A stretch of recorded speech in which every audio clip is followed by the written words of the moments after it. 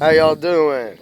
It's almost 5 o'clock. It's about to rain here. I just woke up from my nap. I got to take a nap every day. I apologize. I know it sounds lazy, but I'm talking to an unmedicated narcolepsy person. So, I mean, if I don't take my nap, I have cataplexy, even worse.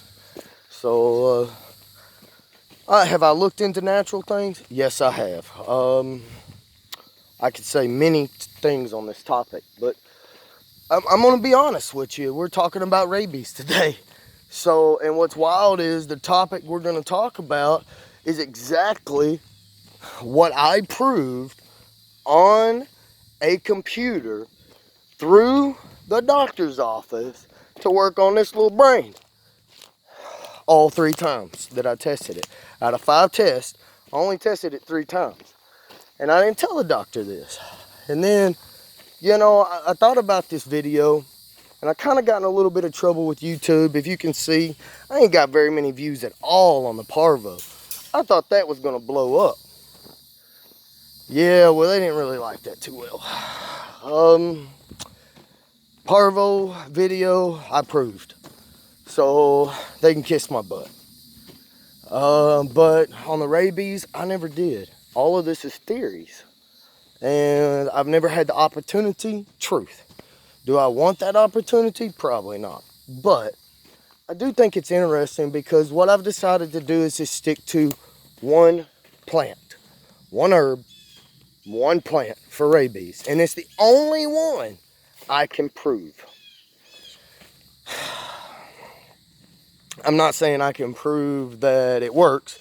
I can prove that someone documented it in history, and it was a doctor, that this happened.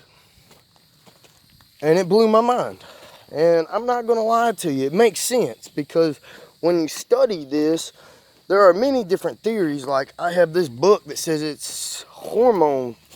Okay, but then at the same time, when I look up online, nothing like that says anything about rabies being a hormone thing. So I'm one of these, I dig deep, okay? And I'm sitting here and I'm looking, and a lot of this has to do with rest, okay? Once they get the rabies, they go bonkers. You know, they just go crazy. And I thought it was interesting that I also saw that somebody was treating a child with the rabies. All right, they were treating the child with rabies. He was hyperactivity, and he was very impulsive. He was, very violent. He was just a child. And they used the rabies to treat this kid. I was like, okay. And I looked big time. And I'm going to be honest, around 1873, give or take on these numbers, but there was a doctor that documented a kid that was bit by the rabies. All right, and bit by a dog.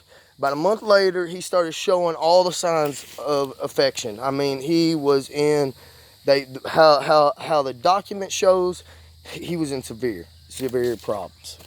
And normally today, by that time, you could lose your life.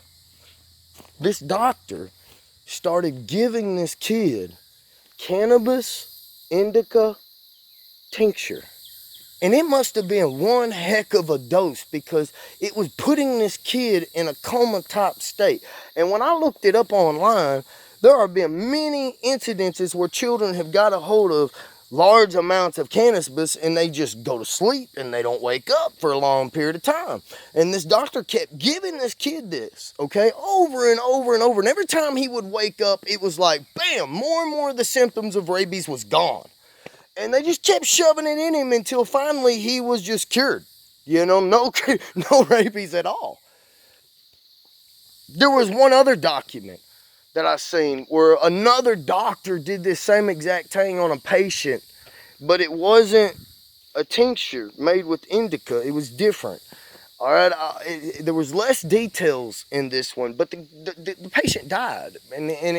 What was interesting was he only lived 5 days after the treatment. All right, with cannabis. But what I thought was amazing out of the whole thing was in that 5 days was the only 5 days that he got better. He started eating. He started being able to digest food and drink and all of these things when he couldn't do it before.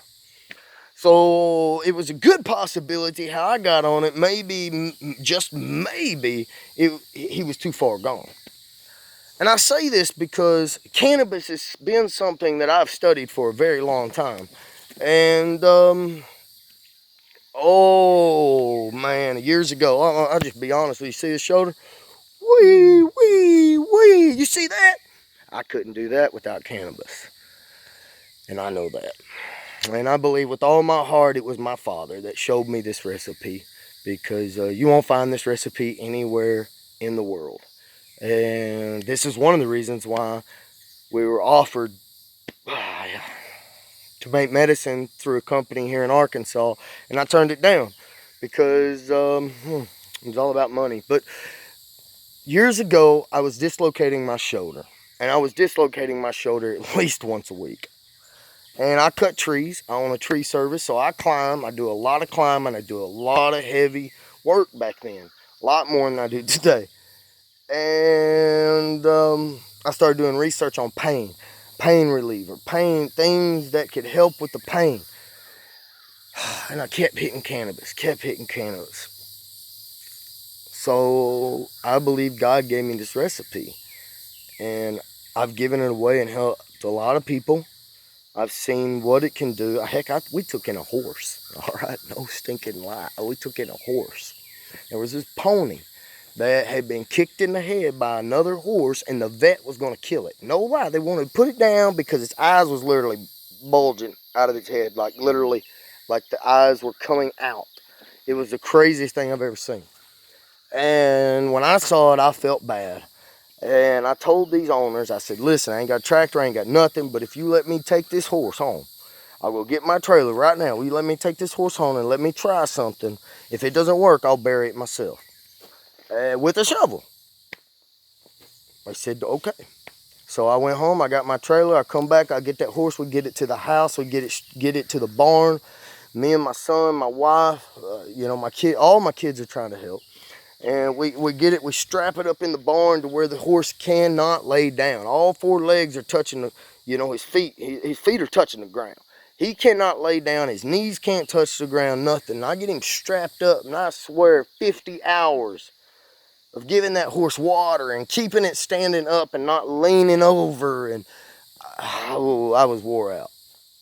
But what did we use? Cannabis. And the horse went home 2 weeks later. When the vet said there was nothing they could do, I used that cream and I put it on its head, between its eyes. You know how the horse is. I rubbed it all over its head and its face, everything, all that brain area, okay? I mean, I'll never forget what I saw, and I'm not taking any credit from God, because please understand, I prayed every single time. My children prayed. I prayed over the cream before I even put it over my shoulder. The lady that couldn't walk without hydrocodones and Percocets, she could walk with deteriorating hips. The husband was just crying. He had never seen nothing like it. I could tell you story after story of what I saw with my own two eyes. So this was mind-blowing. Let's take narcolepsy for a second. When I went into the doctor to take my test, I'm going to be dead honest with you. I took cannabis oil in there, and because, man, this was the first time they're fixing to hook computers to my brain. Everything I was researching online kept pointing towards cannabis, but it was totally illegal, and being honest, at the time, it wasn't even proven. What was crazy was everything I read about narcolepsy, only one state, and it was Kentucky, and no one yet proved cannabis worked. Let me show you this real quick so I can keep going. We're working on a refrigerator right now. And I don't know how much of this you can see, but because my phone's jacked up. But we dug down about 5 feet, and now we're just widening it out even more. The goal is to go down about 10, 15, maybe even 20 feet as far as we can go and hit the spring. There is an actual spring underneath here. So, the goal is to make a refrigerator, and I know that sounds crazy, but it's my ultimate goal. It's been a project anyways. But I'll never forget that the first 2 tests I took, I didn't use anything, all right? And I'm there all night, all right? The first night I'm there, I'm doing the sleep apnea test, you know, make sure I ain't got restless leg syndrome and stuff like that. And then the next morning, everybody leaves.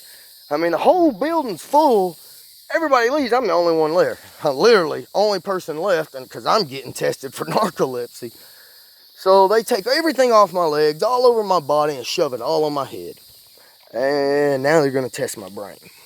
And all 5 tests, I fell asleep all 5 times in less than 2 minutes flat.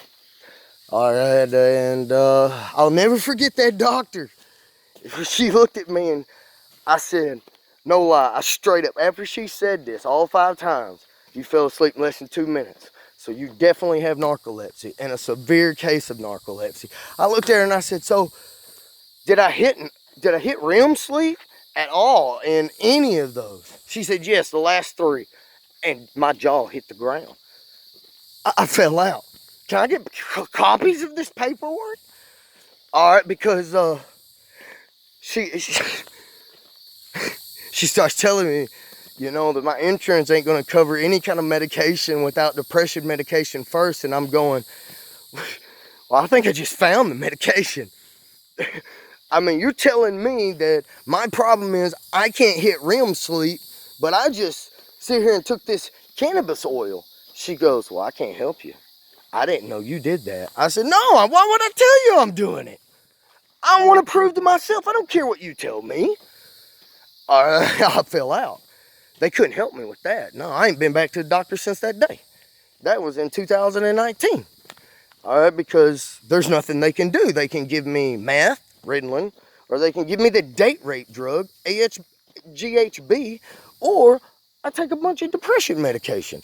I'm good. Ain't happening. But what the whole point of this is cannabis. This stuff is blowing my mind because the rabies, I wanted to share the rabies. And then when I saw that, I was like, man, I got to tell more because I know this stuff works, just like essential oils. All right, it's no different. I mean, if you make this cream, you're making a type of essential oil. Is it cold pressed? No, you are making a hot press because it's through the crock pot method. Except for I don't do 24 hours, I do 7 days because I want the chlorophyll. I want it all. I don't want to miss not one bit of that plant. And I know that sounds wild, but even chlorophyll helps the body. And after this with the rabies, you know, I had to share this. And I don't care what people think, honestly, anymore. Truly, I'm looking at long term. I'm looking at what I know. All right, people want to heal their bodies. All right, they're too busy. Listen, let me tell you a secret. Well, if you're going around buying formulas, powders, and stuff like that to try to heal the temple of God, well, first, you're an idiot. All right, these people are pyramid schemes, most of them. All right, I mean, everything out there is a gimmick. All right, you want to know how to heal the body? All right, first off, realize you're made from dirt. All right, once you realize you are made from dirt, then go research dirt. Because once you learn how to fix dirt, guess what? You'll know how to fix your gut. And that is very simple. It has nothing to do with organic. It has nothing to do with commercial. It has nothing to do with Walmart. It has nothing to do with anything but the dirt you put your food in to grow. And that is the key thing. You want living soil. So your fruit that comes off of that plant is a living fruit. It is full of microorganisms. It is full of everything you need. Nutrients, everything will be packed full into that plant. All right, today we don't have that because we kill our soil.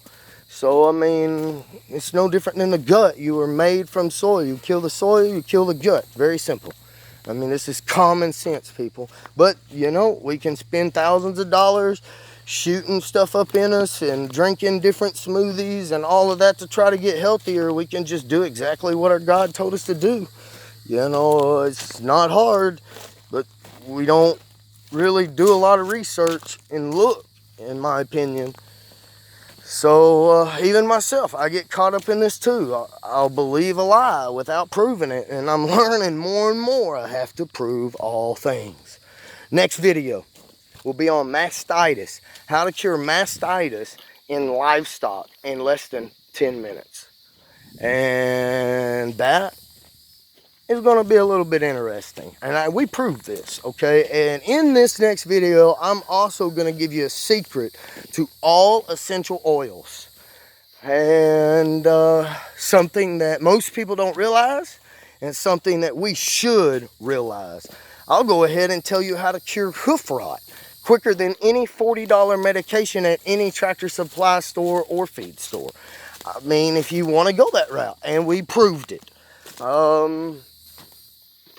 Next video, essential oils, and what they can do, and how we should be using them with our livestock, our chickens, our turkeys, or everything straight across the board, because they are a type of medication in my opinion. Anyways, you want more videos like this? Like, subscribe. Thank you. Have a blessed day.